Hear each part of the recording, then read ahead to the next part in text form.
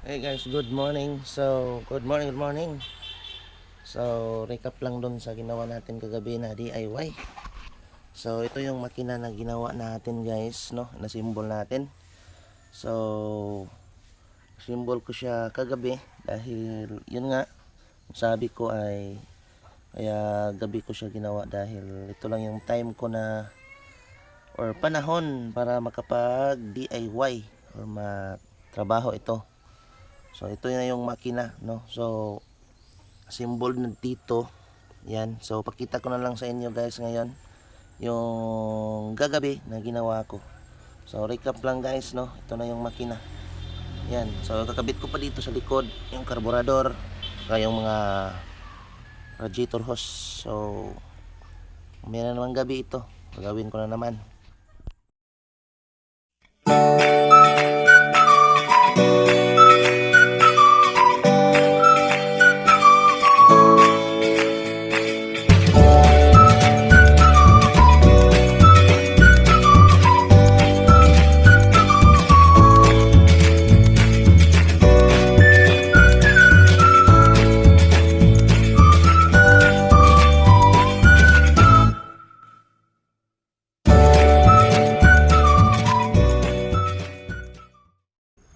Hey guys, what's up? Good evening.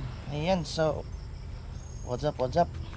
So ayan guys, so dito tayo ngayon sa gilid ng ating bahay. Ayan, so part 3 ng ating vlog sa DIY natin. So sinsya na kayo dahil gabi natin to ginawa, no? Ngayon dahil ngayon lang yung time natin makapag-continue sa ating DIY. So ayan, kung makikita nyo ay medyo buo na yung makina. Ito yung makina na 6 valve, no, na inasimbol ko galing sa ano, dan dito lang yan. So yung ginawa ko ngayon ay simbol ko na itong mga parts sa labas. So yan guys, pasensya na kayo pala, no, dahil gabi natin ginawa itong ating DIY, no. So ngayon lang ay pakita ko lang sa inyo kung paano natin kabit.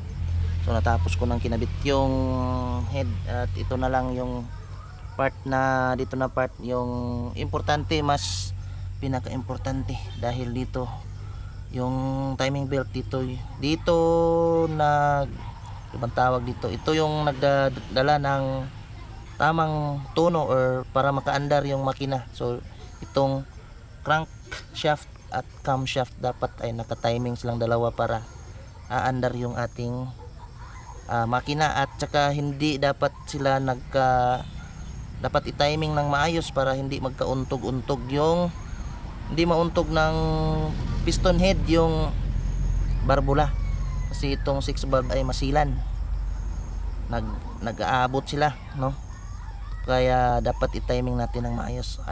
Alright, pakita ko lang sa inyo yung pagkabit or pag-timing mga idol, no.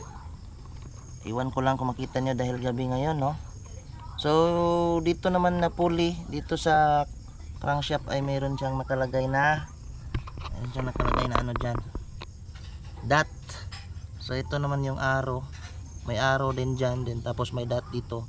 Dapat ay magka tungod-tungod sila, no, katapat. So dito naman sa camshaft, ito yung kanyang palatandaan, no, sa timing. At dito din sa taas, no, meron siyang guhit dito. So itong pulley dowel, yan dapat nakatapat din siya dito, or ito pwede din itong matandaan tapos dito siya nakatapat sa may arrow dito. Ito yung timing sa 6 valve. So guys, pakita ko lang sa ulit sa inyo, no. So as you can see, ito yung ating timing mark. Ayan, klaro ba? So at dito naman yung timing mark taas. Yan, so para magtapat sila, so ikutin lang natin to. So, gamit ang 17 back range. Ano lang, dahan-dahan lang. Ikutin lang ng back range. So hindi pa natin lagyan ng belt, no, kasi siset muna natin yung timing mark. So ayan guys, yan. So dito naman sa baba, so ayan guys, So ito yung timing ng 6 valve. So itong dowel or itong mark na to, tapos dito. So unlike sa 12 valve, baliktad, no? So itong parang may gatla, ano bang tawag dito, dot. So yung sa 12 ay nandito siya dapat nakatapat sa taas. So yung 6 ay iba. Tapos kung titingnan niyo naman dito sa barbula, sinsya na talaga kayo dahil madilim, no? Yung ating vlog. Madilim. Yan, so try natin. Lapit yung ilaw. So ito yun naman yung barbula.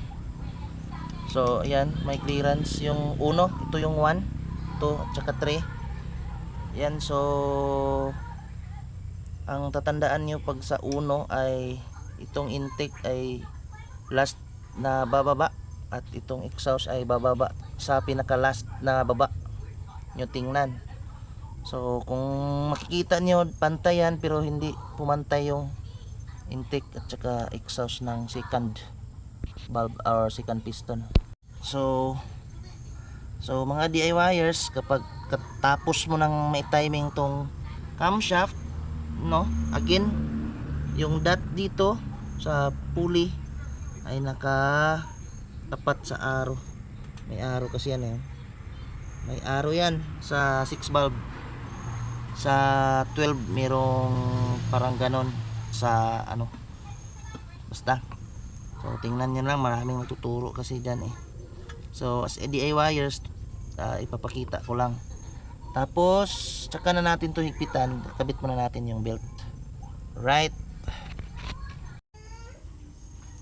So guys, ito yung belt. So meron siyang arrow. So yung arrow niya dapat doon pa kanan or pa clockwise.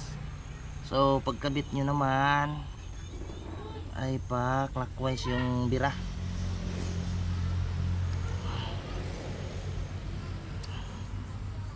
Yan. So itong tensioner, wala na kasi siyang bearing. Wala na kasi siyang spring.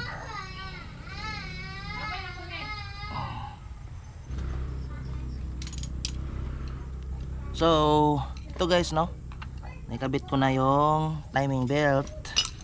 Yan, lapit ko lang yung camera para mas klaro. So nakikabit ko na at check natin yung timing mark. Yan yung timing mark. At ito naman.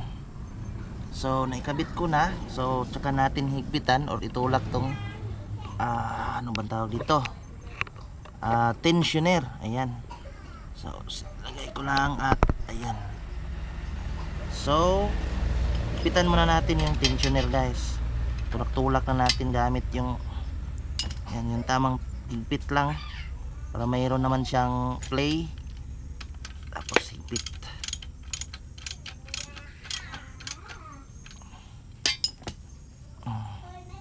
Dapat mayroong play, no, para hindi naman ano yung belt.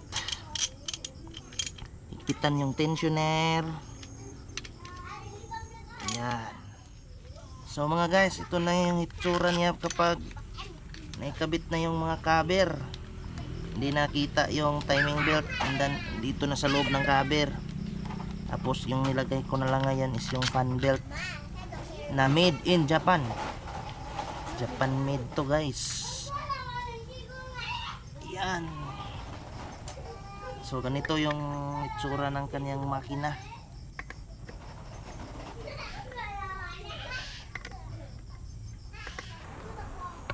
Hey guys, so ito na yung makina, no, natapos ko na dito sa side. Yan. So pasensya na talaga kayo dahil gabi natin to ginawa, dahil pag umaga kasi ay wala tayong time dahil nasa trabaho tayo. So kaya ngayong gabi yung time kong magkalikot or magtrabaho dito, yung oras.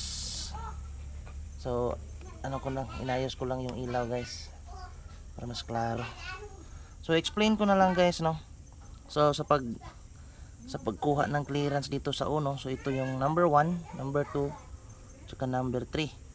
So ang babantayan nyo dito sa number 1 pag nag-adjust kayo ng tapit ay ito, last baba ng intake ng 3, tapos last baba ng intake ng 2. So sa pag-ikot nyo ng pulley dapat ay clockwise kasi yung ikot ng makina ay clockwise.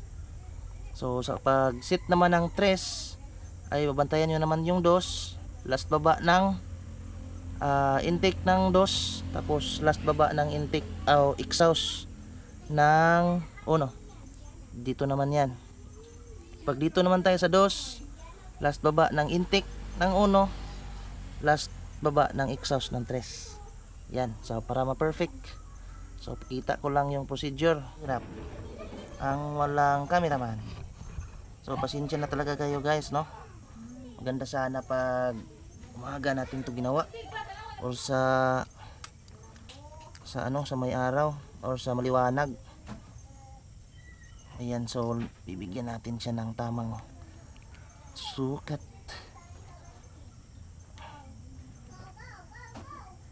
So DIY lang to guys, no?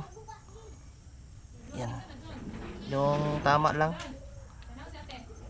na clearance. Yan. Kuy! Hirap talaga pag walang cameraman. So mamaya na lang guys kasi natutumba yung camera. So dito sukatin na natin. Explain ko na lang mamaya. Hey guys, so tapos ko nang ma-tune up, no? So review ko lang. So ginamitan natin ng feeler gauge. Asa na yun? Ito. Ginamitan natin ng feeler gauge, tapos sinukat ko. Ang binigay ko ay size city so sana ay tama yung binigay natin na sukat, no? 6 at 7 6 dito sa yan, dito sa tawag dito intake, tapos sa exhaust ay 7. So ito guys, tapos ito naman yung 7 para hindi magkaalikabok. At meron pa akong kakabit dito sa gilid sa alternator, so siguro bukas pakita ko sa inyo dahil maliwanag. So ito yung mga tools na yung ilaw, yung camera natin. So nandito na lang guys, maraming salamat, no? Pakita ko sa inyo bukas yung final na ginawa ko para klaro right.